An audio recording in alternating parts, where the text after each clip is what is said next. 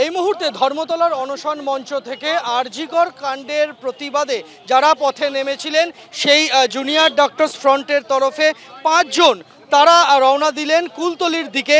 মহিষমারি গ্রামে যেখানে নাবালিকাকে ধর্ষণ করে খুনের অভিযোগ উঠেছে। দিনে 2 বার ব্যবহার করো স্টপেজ ক্রিম আর নিজেকে রাখো evergreen. Keya Seth aromatherapy stoppage cream আর খুঁজে পাও নতুন আমিকে।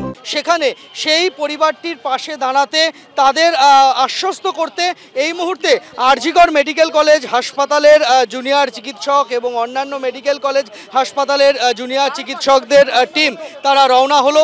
আমরা দেখতে পাচ্ছি ধর্মতলা থেকে তারা রওনা হয়েছেন এবং তাদের গন্তব্য মহিষমারি গ্রাম, এবং যেখানে এই ঘটনা ঘটেছে সেখানে তারা যাবেন, পরিবারটির পাশে দাঁড়াবেন এবং পরিবারটির সঙ্গে তারা কথা বলবেন। এর আগেই সিনিয়র চিকিৎসকদের একটি প্রতিবাদের জন্য এবং এই পরিবারটির পাশে দাঁড়াতে সিনিয়র চিকিৎসকদের একটি দল আগেই রওনা হয়েছে। এবার জুনিয়র চিকিৎসকরা আন্দোলন মঞ্চ থেকে, অনশন মঞ্চ থেকে তারা রওনা হলেন জয়নগরের পথে। দীপ্ত চক্রবর্তীর সঙ্গে সন্দীপ সরকার, এবিপি আনন্দ, কলকাতা। অর্থাৎ সিনিয়র চিকিৎসকরা আগেই জানিয়েছিলেন তারা জয়নগরে যাবেন, আর এবার জুনিয়র চিকিৎসকদের 5 জনের একটি টিম রওনা হলো নির্যাতিতার পরিবারের পাশে দাঁড়ানোর জন্য।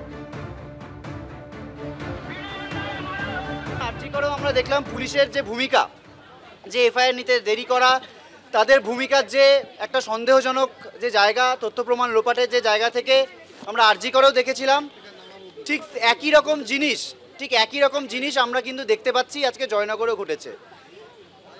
ঠিক যেমন আমরা দেখলাম যে শহরের বুকে আরজি কর যেমন একটা এপি সেন্টার, এরকম একটা জায়গায় অন ডিউটি একজন ডাক্তারের সাথে এরকম ঘটনা ঘটেছিল, ঠিক তেমনি একটা গ্রামের বুকেও কিন্তু আজকে একই রকম ঘটনা ঘটলো।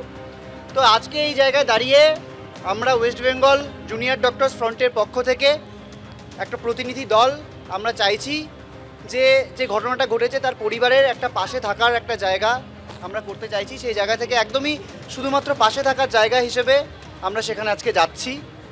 ক্ষোভে ফুঁসছে জয়নগর। নিহত নির্যাতিতার পরিবার যেমন পুলিশের ভূমিকা নিয়ে প্রশ্ন তুলছে, একই সঙ্গে জুনিয়র ডাক্তাররাও জয়নগর কাণ্ডে পুলিশের ভূমিকা নিয়ে প্রশ্ন তুলেছেন এবং পরিবারের পাশে দাঁড়াতে জুনিয়র ডাক্তাররা কিছুক্ষণ আগে রওনা হয়েছেন। এর আগে সিনিয়র ডাক্তাররা জানিয়েছিলেন তারাও রওনা হবেন।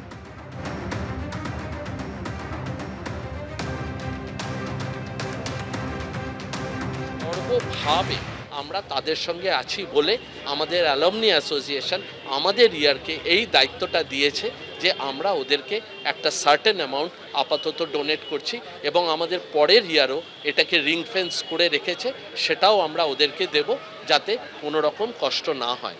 একটা বিক্ষোভ চলছে, একটা গভর্নমেন্ট ইন পাওয়ার আছে, একটা অ্যাডমিনিস্ট্রেশন আছে, আমরা সবার প্রতি রেসপেক্টফুল, সেখানে কোনো সন্দেহ নেই।